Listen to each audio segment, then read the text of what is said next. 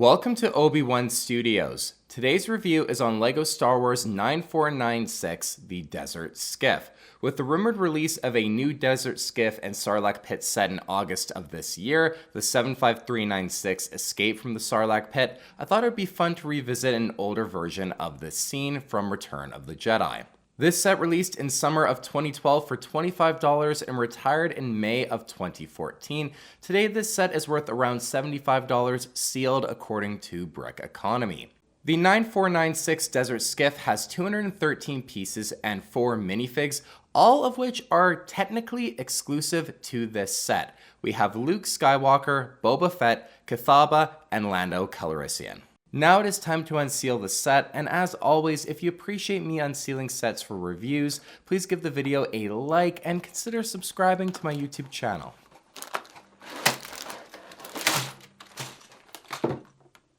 With the box unsealed, you'll find the instructions manual with no sticker sheet in this set, 3 numbered bags, and 3 2x16 plates. Starting off with our minifigs, we have a Return of the Jedi Luke Skywalker. While this version is exclusive to this set, he is identical to the one from the 2013 75005 Rancor Pit Luke Skywalker, the difference being this one only has a single-sided headprint. Luke's body print in terms of the robes I think looks good. In some angles from the scene, his robes look either black or very dark gray, so I think the choice of the dark bluish gray works for this minifig, and this is the main thing that makes this Luke and the Rancor Pit Luke unique, having the different colored robes for this scene.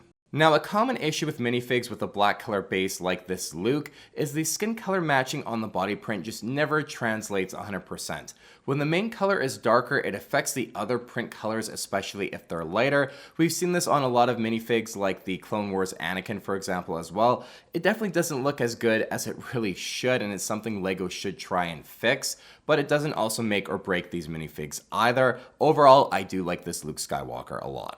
Boba Fett is next, and he is a pretty great minifigure. He is technically exclusive to the set, apart from being released in a couple of the 2015 watches as well. He is the only one in this set with waist and leg printing, which does add a lot to all of the detail on him. I think his helmet is just really awesome. I love all the detail that's added to it with the dent on the top of it. You can move his rangefinder down as well, which is a great look, and under that helmet you have just a good looking Boba Fett face, although as he is a clone of Jango Fett, I think the skin tone should be a bit darker like we get with the clone troopers. It's not the best Boba Fett face, but definitely the look is with the helmet on anyway, so it's something you just don't notice that often. I just personally don't like it as much. Boba Fett's body print I think is awesome. It just looks so sharp. When you take off his jetpack, you also see this really great cape that he has. It isn't even, and it certainly gets that worn and torn look across very well, I think. Underneath that cape, there is also no back printing, but because of the cape and then the jetpack placed on Boba Fett, you really don't notice that at all, so I can't really fault them for not adding that detail in there.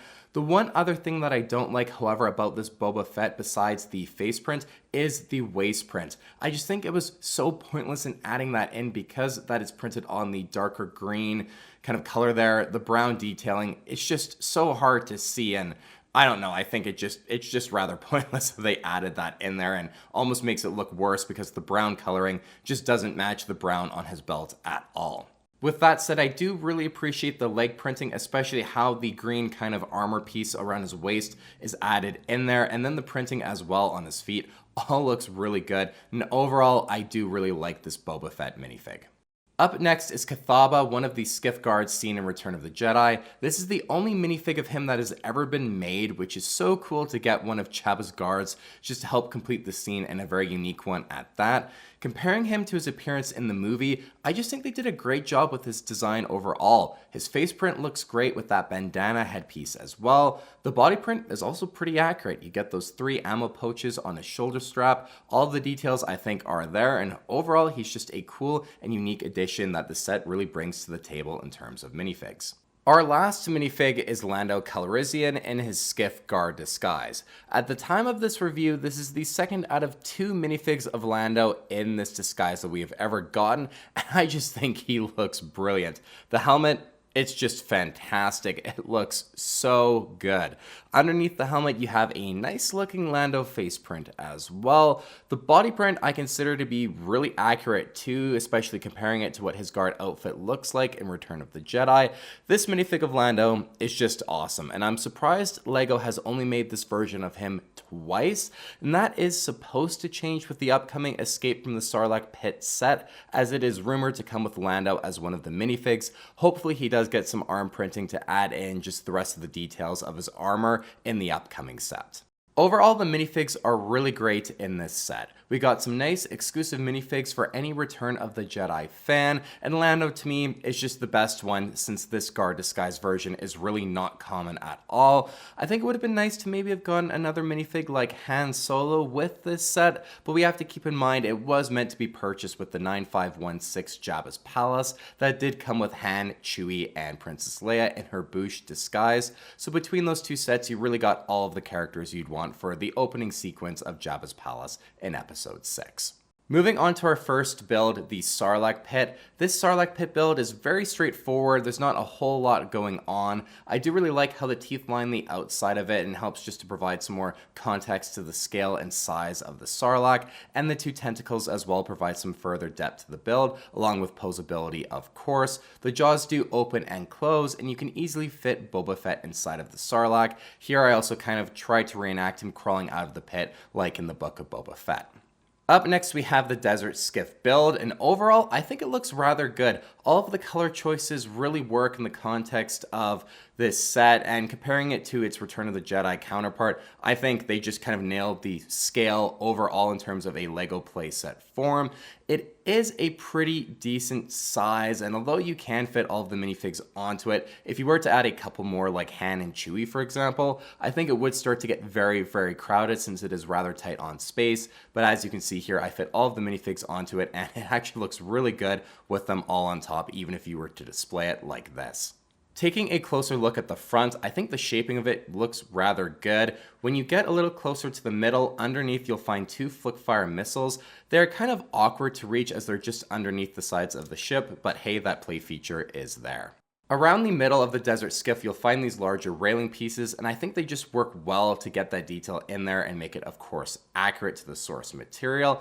In the middle as well, we have this bench, which also doubles as weapon storage. In the middle of the skiff as well, on its right side, we have the plank that just pulls out with this little clip piece that is just barely hanging out there on the edge. You have a section that you can place Luke on with a couple of studs as well. It's just a great play feature that's integrated rather nicely. On either side of the skiff at the back, we have these large, what I'm going to call stabilizers at least, as that's what I think they are. You can rotate them around, but the best look for display in my opinion is that standard angled down towards the front look.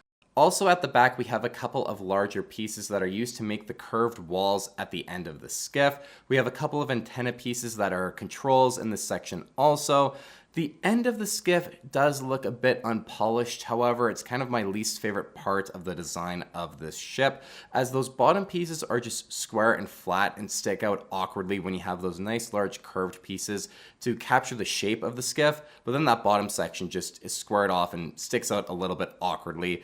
I just don't think it looks the best, and if you're going to display this set, I think putting this out of view is the way to go. Lastly, to give the illusion that the skiff is hovering, you have all these clear brick pieces that act as these stands for it, just so that it looks like it's gliding along over top of all these sand dunes. Overall, I think this set does a great job of having a lot of play features, especially for the size of the builds, and while looking fairly good on display. The Skiff and Sarlacc Pit, really, when you put them side by side, I think they look so great beside each other. It just really helps capture the whole vibe of the scene, and I also really like the minifigs included. Boba Fett, Lando especially, I think are the two kind of clear highlights in this set. Now, with all of that said, do I think this Desert Skiff set is worth buying right now? Probably not. With the release of the upcoming 75396 Escape from the Sarlacc Pit set, scheduled of course to release August 1st, I have just very high hopes that set will be the best version of this whole scene to release to date, especially because it's said to have a few more minifigs than this one, or really any Desert Skiff set we've had to date. It's going to have the most out of any of them. That said, I do think this one is a really great example of just what you would want and expect out of a set like this based on this scene. It's hard for me to say as well if the 75174 Desert Skiff set from 2017 is better, since I've never owned it personally, but just seeing videos on it, I think it probably is better, but in all honesty, all eyes are on the new 2024 version, that's for sure. Thank you so much for watching my review on the 9496 Desert Skiff set. If you enjoyed this video, please remember to give the video a like and consider subscribing to my YouTube channel, and also give my channel a check out for more LEGO Star Wars set reviews. Thank you so much for watching, and we will see you on the next LEGO Star Wars review.